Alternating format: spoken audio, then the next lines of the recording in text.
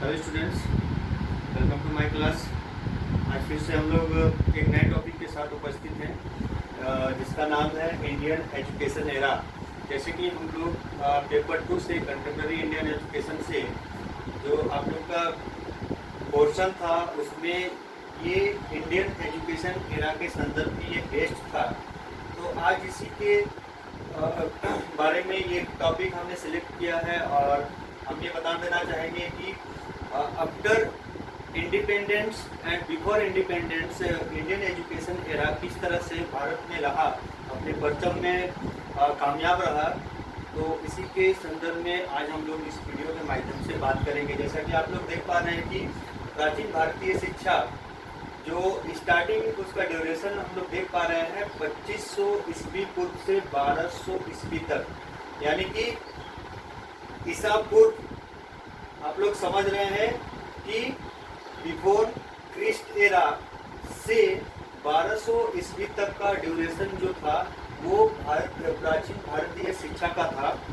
इसमें से हम लोग यहाँ पर आप लोग देख पा रहे हैं कि ये जो एरा था वैदिक कालीन शिक्षा का वो 2500 ईस्वी से 500 ईस्वी तक, यानी कि 2500 ईस्वी पूर्व आप लोग समझ सकते हैं। बिफोर क्रिस्ट एरा का मतलब होता है कि ईसा मसीह के जन्म के पूर्व से 2500 ईस्वी। ऐसे बहुत सारे इतिहास में ऐसा कॉन्सेप्ट आप लोग को देखने को मिलेगा कि 1500 ईस्वी पूर्व से 500 ईस्वी तक वैदिक कालीन शिक्षा को दिखाया गया है, लेकिन कुछ इतिहास में 2500 ईस्वी पूर्व से 500 ईस्वी तक के जो भारतीय शिक्षा, प्राचीन भारतीय शिक्षा पद्धति को वो यहाँ पर सम्मिलित किया गया है।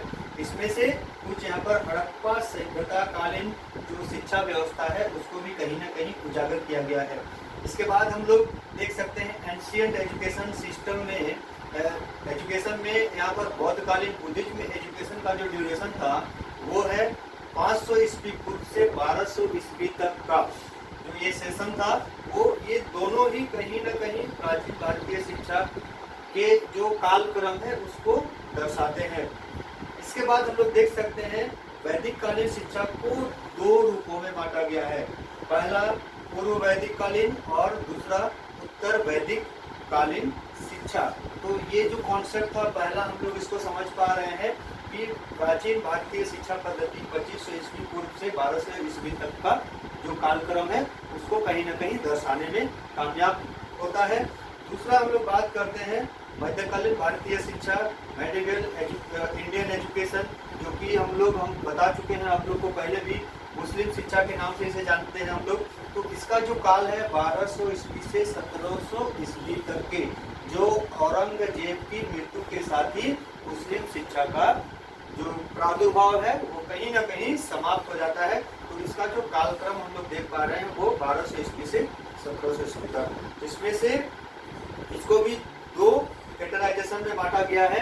पहला आप देख पा रहे हैं पूर्व मुगल कालीन शिक्षा, पूर्व मुगल कालीन शिक्षा, और दूसरा जो कॉन्सेप्ट यहाँ पर दिया गया है वो मुगल कालीन शिक्षा। इस बात को आप लोग याद रखेंगे कि मध्यकालीन भारतीय शिक्षा को दो रूपों में बांटा गया है, पूर्व मुगल कालीन और मुगल कालीन। तीसरा जो पायदान आता है वो है आधुनिक शिक्षा का, मॉडर्न एजुकेशन, जो 1700 ईस्वी से अब तक का काल जो अभी भी चल रहा है वो कहीं ना कहीं मॉडर्न एजुकेशन सिस्टम के नाम से हम लोग जानते हैं। इसे दो कैटेगरी में इसे भी बांटा गया है मॉडर्न एजुकेशन को। पहला आप लोग देख सकते हैं स्वतंत्रता प्राप्ति के पूर्व शिक्षा, यानी कि 1700 ईस्वी से 1947 तक, और स्वतंत्रता प्राप्ति के पश्चात शिक्षा 1947 से अब तक का काल इसमें दर्शाया गया है, जिसमें से स्वतंत्रता प्राप्ति के पूर्व शिक्षा 1700 से 1947 तक के काल को भी 3 भागों में विभाजित किया गया है।